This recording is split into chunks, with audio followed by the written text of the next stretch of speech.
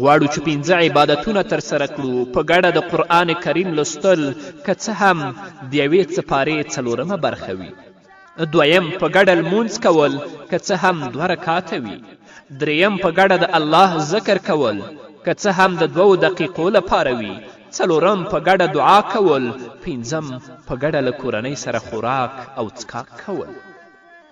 نو قدرمنو اوریدونکو، که دغه 5 عملونه تاسو ترسره کړل، د کورنۍ ګرم مجلس او نغری دې بیا تاسو ته مبارک وي. د نبی کریم صلی الله علیه وسلم په وخت کې یو مستحکمه کورنۍ وه او په دې کوشش کې و چې په ګډه د الله رب العزت عبادت وکړي. رسول الله صلی الله علیه وسلم د هغوی ملاقات او لیدنو لپاره تشریف وروړه او محمد رسول الله صلی الله علیه وسلم ورته وفرمیل: ای د پلانکي کورنۍ، الله رب العزت ستاسې په اطاعت او بندگی سره شیطان ستاسې له کوره خارج او شړلی دی، نو بیرته یې کور ته راونه ګرځوئ. ستاسې نظر څه دی؟ که چیرې زموږ شعار دا وي چې له کورنۍ سره په ګډه مې د خپل رب عبادت کوم، له کورنۍ سره به یم چې له خپل الله سره به مخ کیږم، له کورنۍ سره په ګډه د خپل رب جنت ته ننوځم، او له کورنۍ سره به په خپل هیواد کې ژوند کوم چې هیواد مې پرمختګ وکړي. البته د اسلام له نظره که دغه 4 شعارونه مو عملا ترسره کړل، امت به عزت عمومي. د 5 ګونو عبادتونو لپاره یو 10 ورځنی جدول جوړ کړئ. البته د ټولې کورنۍ لپاره، نه د یو فرد لپاره. چیرې په لومړیو کې ټوله کورنۍ له تا سره په دې کار کې نه ملګرې کېده، هغه کسان راخپل کړه چې له تا سره دا کار پیلوي. ښایي په پاتې نیمه میاشت کې د پاتې نورو تاسې ته پام شي. د میاشتې په اوږدو کې د دعا پر مهال ځان ته مو پام نه وي، بلکې د ټولې کورنۍ لپاره دعا کوئ. د کورنۍ لخوا د قرآن کریم د ختم لپاره کوشش وکړئ او ټول له اور او دوزخ څخه وژغورئ. سم خیال ده چې کورنۍ به نه اصلاح کیږي. ډاکټر خالد په خپل کتاب کې لیکي: زه یو زیرک سړی پیژنم چې تل به یې د کورنۍ یو غړی لکه ښځه او یا بچیان په کړاو کول، هغو ته به یې تکلیف ورکول. هغوی به په دې وینا سره تهدیدول که چیرې خپل کړاو ته دوام ورکړي نو جهنم ته به یې ولیږي.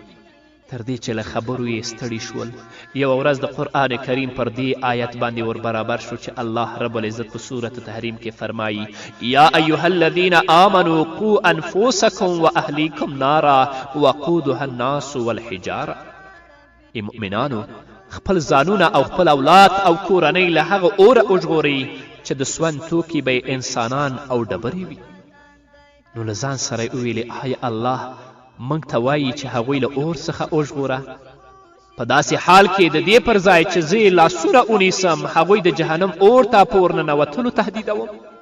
هغه زیرک وایي: خپل چلند مې بدل که او دا مې وړاندې کړل چې په عبادت کې کورنۍ له ما سره ګډه واوسي، او الله مې شاهد ونیوه چې اوامر یې پلي کوم، نو زه او زما ټوله کورنۍ آرام شول، په مینه، محبت او الفت او شفقت کې م ژوند تېروه. محمد رسول الله صلی الله علیه وسلم په یو حدیث کې فرمایي: شیطان د هغې کورنۍ تیښته کوي چې په هغې کورنۍ کې د بقرې صورت لوستل کیږي. تاسې سوچ وکړئ که په یوه کورنۍ کې بشپړ قرآن کریم ختم شي، څه به رامنځته شي؟ شیطان به پاتې شي؟ محمد رسول الله صلی الله علیه وسلم فرمایي: کله چې په جومات کې لمونځ کوئ نو د لمونځ یوه برخه مو کور ته ځانګړې کړئ چې ستاسې د کورنۍ لپاره د خیر سرچینه او لامل وګرځي. الله فرمایي په سورة طه کې: وأمر أهلك بالصلاة واصطبر عليها لا نسألك رزقا نحن نرزقك. الله فرمایي خپلې کورنۍ ته د لمانځه توصیه وکړه او په خپله هم پابند اوسه، موږ له تا نه کومه روزي نه غواړو، روزي خو موږ تا ته درکوو. روزي له لمانځه سره څه اړیکه لري؟ په دې پوشه هغه کورنۍ چې غړي یې تل په ګډه لمونځ کوي، د هغوی روزي خوندي او برقراره ده. یعنې روزي د عبادت د عدم فراغت لپاره مه بهانه کوئ. تاسې مونځ کوئ، الله به روزي درکوي، او که دا وایي چې زه روزي ګټم مونځ نه کومه، الله به هغه روزي هم ستاسو د لاس نه واخلي.